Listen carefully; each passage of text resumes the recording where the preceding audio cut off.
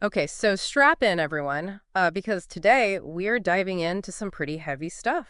You guys sent us a ton of articles about the wildfires happening right now in California, and while it's not looking great, we've got on-the-ground reports from Cap Radio and Intelligencer, official updates from AP News, and we've even got some expert analysis about what's at the root of all of this. So our mission today is to cut through the noise, figure out what you need to know, and maybe we'll uncover a few surprising facts along the way. Yeah, one thing that really jumps out from all of these articles is that these fires are like really challenging our idea of what fire season even means. Yeah. We're kind of seeing this move towards like a year-round threat. And even areas that we always thought of as pretty safe, like those along the coast, they're now facing way more risk than they used to. Yeah, it's definitely not your grandpa's California anymore, that's for sure. But I think what really gets me is how these fires are affecting people, like on a really personal level. You know, the Intelligencer article talks about a climate reporter who actually lost her home in the Palisades fire. And her story is just, it's really intense. It definitely makes those statistics feel a lot more real, doesn't it? Right. It's one thing to hear about, thousands of buildings being destroyed, but it's another thing entirely to read about someone having to watch their neighborhood burn on live TV while they're trying to get away. It's a pretty stark reminder that these fires are like seriously messing with people's lives in ways that we might not even fully understand. Totally. And speaking of statistics, the updates from AP News paint a pretty grim picture. Over 1,000 structures destroyed, at least 5 people have died. And we've lost landmarks like Will Rogers' historic ranch house. It's just ashes now. And it's not just happening way out in the middle of nowhere either. We're talking about densely populated areas like parts of Santa Monica that are being evacuated. I mean, Santa Monica, that's a whole other level of alarming. It really is. And kind of makes you wonder why these fires are so much worse than they used to be. We all know about the Santa Ana winds, of course. But it feels like there's something more going on here, don't you think? Definitely. I mean, the Santa Ana winds are a factor, no doubt, but they're not the whole story. The Cap Radio piece says that California has 78 more fire days every year than it did just 50 years ago. That's a crazy increase. It is. And to really understand why that's happening, we have to look closer at what makes a fire day a fire day. It's not just any random day with some wind and sunshine. You need a very specific mix of temperature, humidity, wind speed, and how dry everything is. And climate change is messing with all of those things. So these dangerous conditions are happening more often, and they're a lot more intense when they do happen. Yeah. It's kind of like the perfect recipe for disaster. And sadly, we've got all the ingredients. Okay, so climate change is like cranking up the heat. But what about the actual sparks that start these huge fires? I always thought arson was the main cause, but these articles make it seem like it's a lot more complicated than that. You're right. Arson is definitely still a problem. But it's not the only thing starting these fires. Actually, fires started by lightning are happening more and more, and these lightning storms are insane. We're talking tens of thousands of lightning strikes in just a couple of days. And they're all hitting land that's already super dry. It's like nature's out there just casually throwing lit matches everywhere. And it's not like those matches are landing on something wet either. Cap Radio mentions there are over 163 million dead trees in California, all thanks to the drought. It's like a giant pile of kindling just waiting to go up. Exactly. And because of all this, we're seeing fires that are way bigger than before. They're less predictable, and they cost a lot more to fight. The Legislative Analyst's Office found that the cost of managing these fires in California has gone from $800 million in 2005 to a crazy $3.7 billion in 2021. And it's not just the firefighting equipment that's driving those costs up. We also need more people with specialized skills and resources. Plus, the damage to things like roads and buildings is getting really expensive to fix. Wow, those numbers are pretty shocking. And I'm guessing as a taxpayer, you're helping to pay for a lot of that. Yeah, that's true. The money side of these fires is a big deal, and it's something we need to think about as a society. But beyond the dollars and cents, there's the human cost, and that's something you can't even measure. For sure. The Intelligencer article about the reporter who lost her home really brings that home. It makes you think about all the stress and emotional trauma these events cause for people and entire communities. No doubt. The fear of having to run from your home, not knowing if it'll be there when you come back, and losing things that can never be replaced. It's a really traumatic experience that can stick with people for a long time. And like the AP News report points out, it's not just the danger from the fire itself. All that thick smoke hanging over Southern California is triggering air quality alerts. It's putting a strain on hospitals that are already packed, and it's disrupting everyday life in so many ways. Yeah, AP News mentions things like canceled events, schools being closed, sporting events being postponed. It really feels like a disaster movie happening in real life. And it's easy to get caught up in all the craziness of it. But we have to remember that these fires are having a huge impact on people's lives. Definitely. And it's not just the people who are directly in the path of the flames either. Yeah. The effects of these fires are felt far and wide. They impact everything from the air we breathe and public health to the economy and tourism. It's not just a local problem, it's a regional problem. Heck, it's even a global issue. So we've established that these fires are bigger, badder, and more expensive than they've ever been. But what are we doing to fight back against all of this? Cap Radio says that firefighters are giving it their all, but is that enough? I mean, it's January. It's not usually prime time for wildfires, yet here we are. You're right. It is January. And the fact that these fires are happening right now and they're this intense, it's really worrying.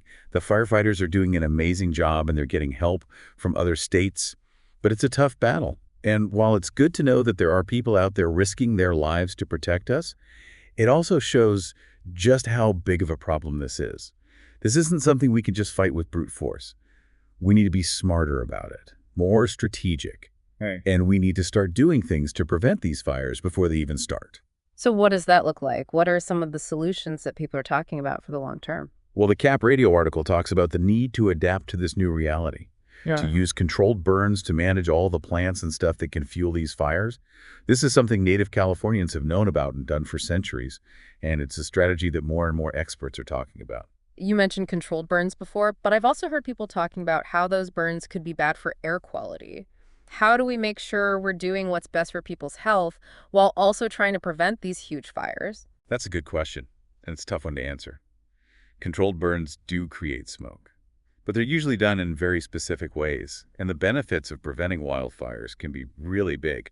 Finding the right balance between making sure there's less stuff for fires to burn and keeping the air clean is hard. It takes a lot of planning. We need to involve the community, and we need to be willing to think about both the immediate and the long-term effects of what we do. Okay, so controlled burns could be part of the solution, but what about how we build things and how we live in these areas that are prone to fires? Are we just asking for trouble by continuing to build houses out of wood and other stuff that burns easily in places that are super likely to have wildfires? That's a big question, and we need to think about it a lot more. We can't just keep building things the same way we always have and expect different results. Yeah. We need to use materials that are fire resistant. Yeah. We need to create spaces around homes that can help protect them from fire. And maybe we even need to think about not building in certain areas at all. Right. Cap Radio mentioned this kind of scary term, pyrocene. It basically means the age of fire.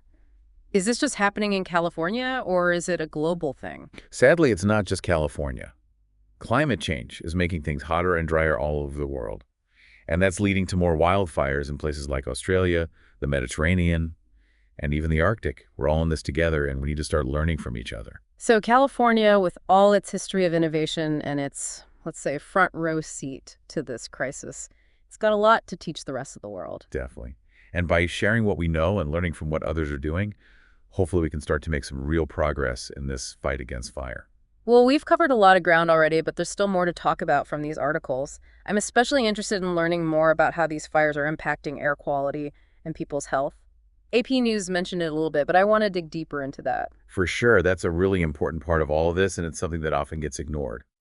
Let's look closer at what your articles say about the health effects of these megafires. Sounds good. I'm ready to jump back in. Yeah, you know what really gets to me in these articles is like just the massive size of these fires. We're not dealing with little brush fires anymore. Yeah, it's like they've gone supersized, right? The AP News update said the Palisades fire has already burned like 18 square miles. Think about that. That's basically the whole city of San Francisco going up in flames. It's insane. And that's just one of many fires that are burning right now across the state.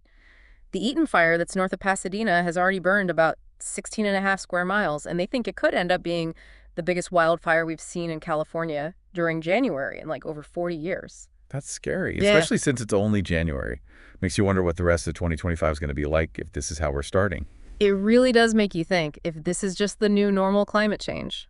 The droughts, people doing stuff they shouldn't be doing. It's all creating a situation where these mega fires are just happening more and more. And the Intelligencer article really hits on that human side of this whole thing. Yeah. The reporter talks about how scary it was to have to run from her home, the not knowing if it would be there when she got back, and the feeling of losing things that you can never replace. It's rough. It's so sad to read about families having to evacuate in the middle of the night. Yeah. just grabbing whatever they can and hoping for the best. And for some of them, there's nothing to go back to. They've lost everything.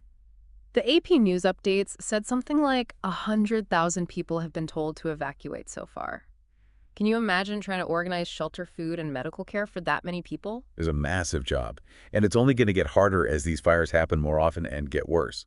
We can't just keep reacting to these fires after they start. We need to be thinking about solutions now that will work in the long run. Cap Radio is saying that doing more controlled burns could be a big part of the answer. They talk about how native Californians have been using fire to manage the land for a really long time and that there's a lot we can learn from them. That's a great point.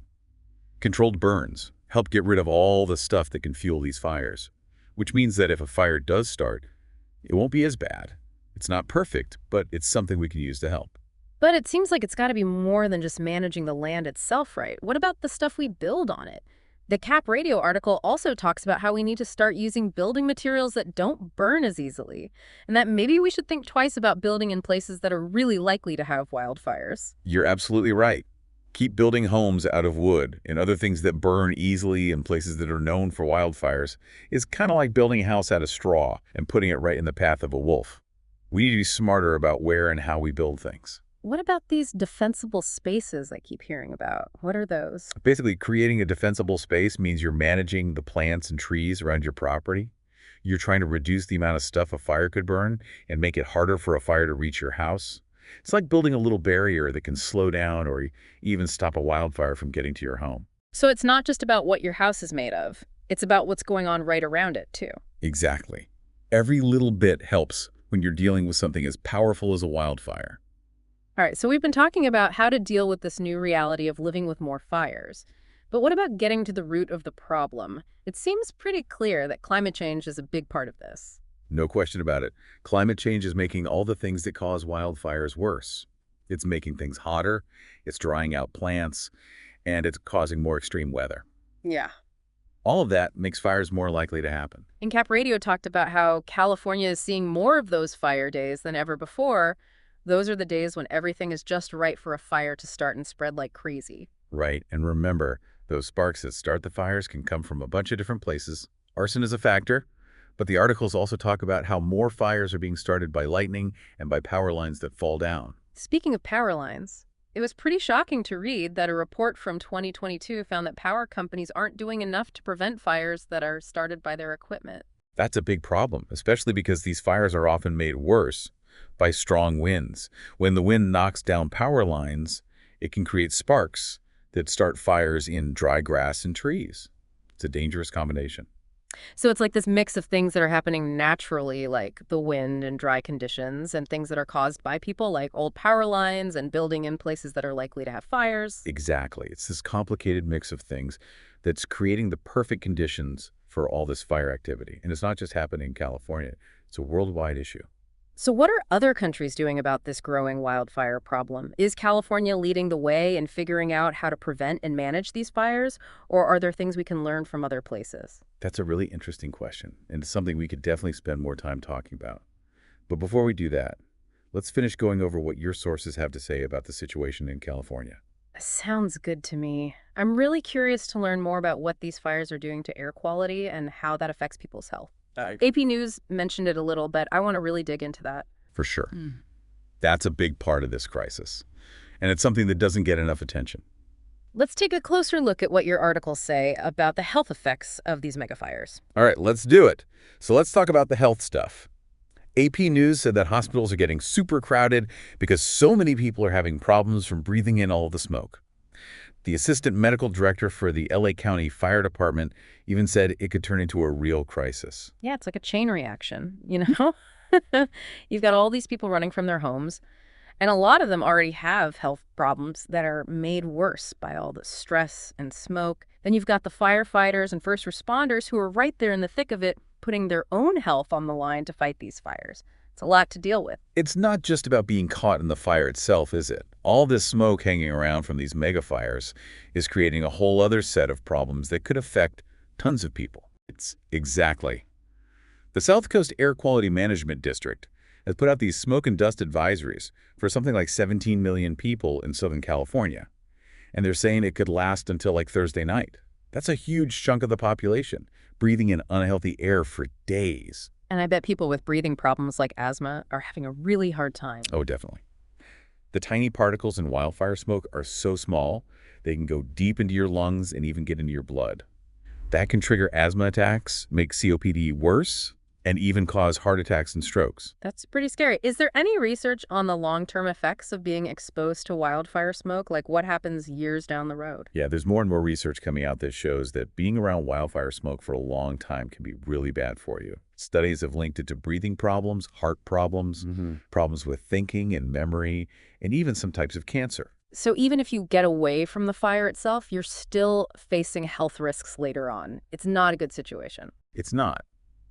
And it really shows us that we need to get better at monitoring air quality and doing more to protect people's health in these areas that are prone to fires. We have to step up and do more to protect people who are at risk and teach people about the dangers of wildfire smoke. Well, at least there's a little good news. AP News said that the smoke cleared up enough that those firefighting planes were able to get back in the air.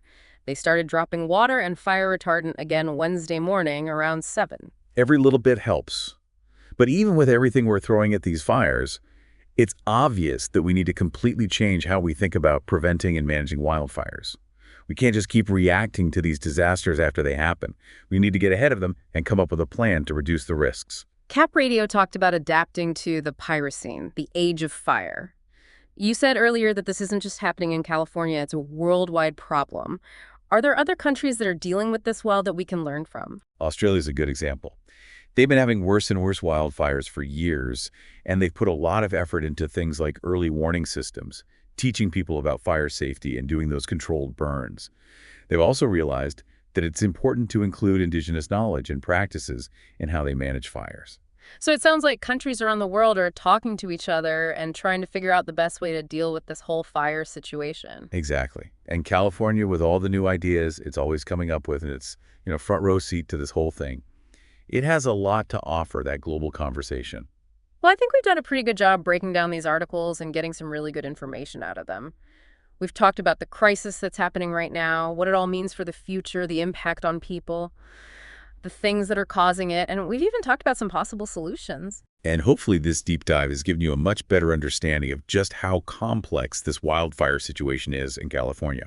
It's not just a California problem, it's a problem for the whole world. And it's going to take creative thinking, working together, and being willing to change how we do things to solve it. So what's the bottom line for our listeners? It seems like a big wake-up call. The age of fire is here and it's not going anywhere.